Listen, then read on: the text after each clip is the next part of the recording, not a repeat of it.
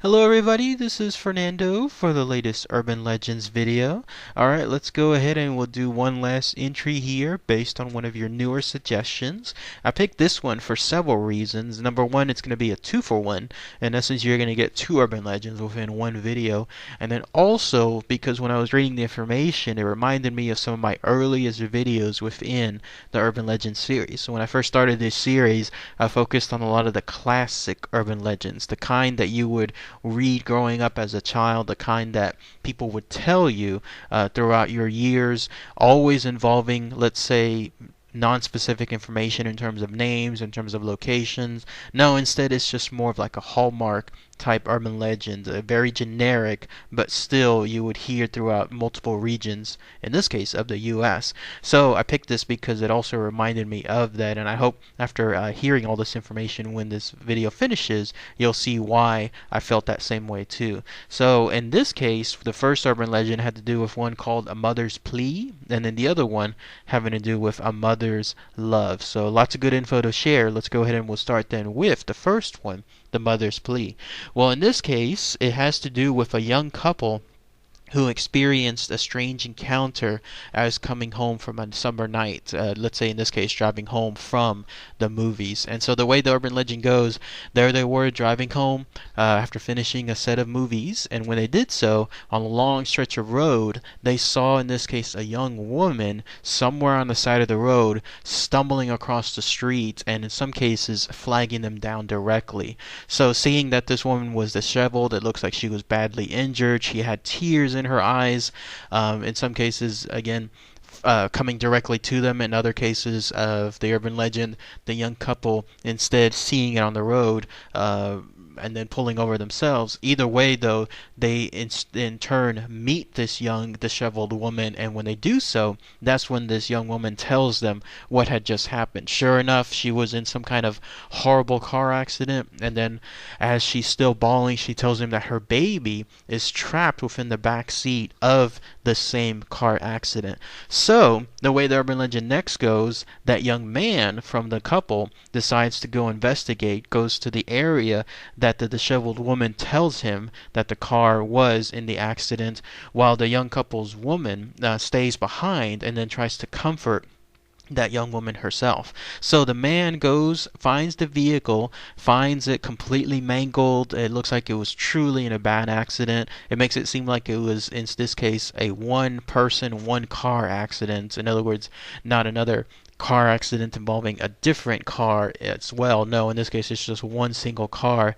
And when he does so, he hears the baby crying in the back seat. He's kind of relieved at this point because he's realizing at least there's some good news. He can tell that disheveled woman that yes, he found the baby, but at least the baby is still alive. He runs into the car, finds the baby there, sure enough alive, gets the baby out of the back seat, frees it, and then goes back towards where his car was parked to try to find that disheveled woman and give her the good news and give her back the baby. But as he does so, and he walks back, that's when he realizes that his girlfriend or wife, depending on, I guess, the story of the urban legend, is by herself back at the car, that the disheveled woman is no longer there. And so when he asks her what happened, where's this woman, where did she go, she in turn states that she actually went to see him at the car accident because he wanted to find out, I guess, what was going on. Maybe she composed herself more, and she wanted to see exactly what the condition was of her child. And then that's when let's say the man this time goes back to try to find out, okay, where is she, where exactly is the disheveled woman. And when he does so, that's when he truly inspects the car at a closer angle, because with his first encounter, all he did was just rush in just towards the back seat only expected the back seat and did not see anything else up front necessarily because he was in a rush to get the baby out. But this time going straight towards the car, and this time inspecting the front seat, that's when he sees a person there, a dead person. And then that's when he realizes and looks closer at the face of that dead person. It's a dead woman. And then sure enough, it is the dead woman that they encountered just a few moments ago, flagging them down in the middle of the street, telling them about the disheveled baby. So again, I'm sorry about the distressed baby in the car. So again, that makes it seem like it's like a classic urban legend, almost like the kind that you hear other places, like the ones about don't look in the rearview mirror type stuff, or don't look under the bed, those kind of urban legends. The next one has to do with one called A Mother's Love. And then this one, the way it goes is like this. It's a nondescript town somewhere in the middle of America, who knows, having to do with a small general store, having to do with two gentlemen, all completely unnamed. So no name of the town, no name of the store, no name of the gentleman. But in most cases of the urban legend, this incident or set of instances occurred on a mid-autumn day, so it's going to be somewhere along those lines in terms of the time period. So these two men actually work at the store, known if they actually run it, like own it themselves, or if they're just simply working there. But the whole point is, it seems like they do so towards the middle of the day and then towards the night of the day. So it seems like they have the evening slash night shift. And as they do so, one day suddenly they notice a small, frail woman dressed in gray. Makes it seem like it was more on the lines of just like a nondescript type dress, maybe even modern dress, enter their store. They're not really paying too much attention to her because no doubt they just are used to having so many customers come in throughout their daily work life. So she enters the store, she heads straight towards the dairy section, but then here's where things take a twist, because at that point she gets a glass of container, or in other versions she gets like one of those cartons of container, the paper ones, and then just head straight for the exit without paying for it. Obviously, that catches their attention immediately, because it's outright thievery, shoplifting. And so they walk out of the store, and then to their hurry, or to their surprise, even though they hurried out there, they find that she's gone, completely gone. So not knowing exactly what else to do, they're not able to find her, they're not able to see where she might have gone. They just leave it as is. It's a small glass of milk, or container of milk, not necessarily a large amount of fraud per se. So cut to a few days later, and then that's when they notice this same woman come into the store.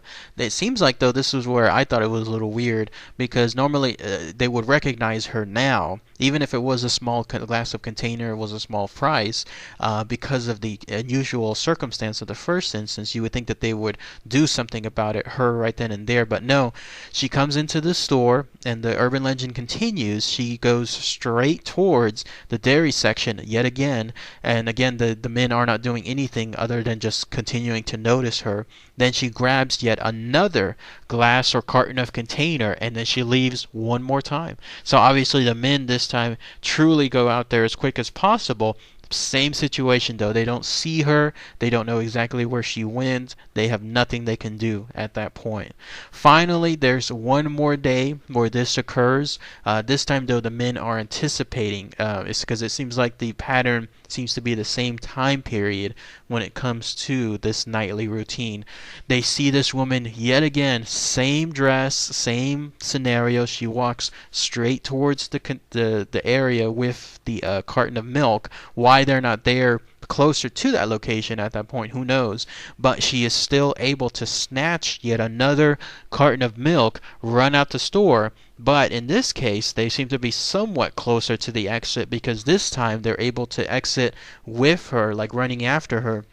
And then they're able to see her hurry down, in this case, the main street, whatever the name of that street was, as they follow her from a distance. She seems to be very, very quick, because no matter how fast they are running to try to find her and then try to confront her over those past situations, she is always one step ahead of her. That reminded me of the Silent Hill movie, in that case when the main character Rose was trying to run after the little girl, how she was always one step ahead. So just a little nuance that I picked up on that. But still, they run after her. They see her go straight towards the edge of some woods, and when they do so, they come across a small cemetery that neither of them knew that existed. If you're wondering how that can be, like how can a cemetery be there and people not know about it, I have a situation here in Austin too. There's a park here, an old park called Garrison Park, very very known park here in Austin. Lots of people visit it. They have a huge pool. They have, I guess, some sort of playground that lots of people go with their kids. But what a lot of people don't know is that tucked somewhere in the far corner towards the far end of the park, there are 3 actual tombstones there. They're not even upright tombstones. In that case, they are just lying on the ground. That's why a lot of people don't know about them.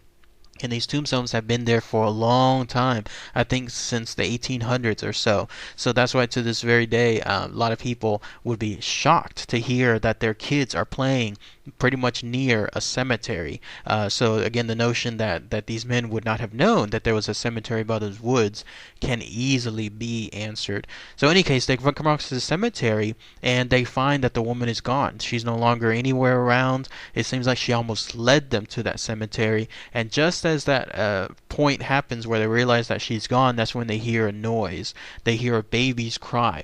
And so they're able to pinpoint little by little that this cry is coming from a particular gravestone. And so they go towards that gravestone. The crying gets louder and louder. And then that's when they pinpoint it to an exact gravestone.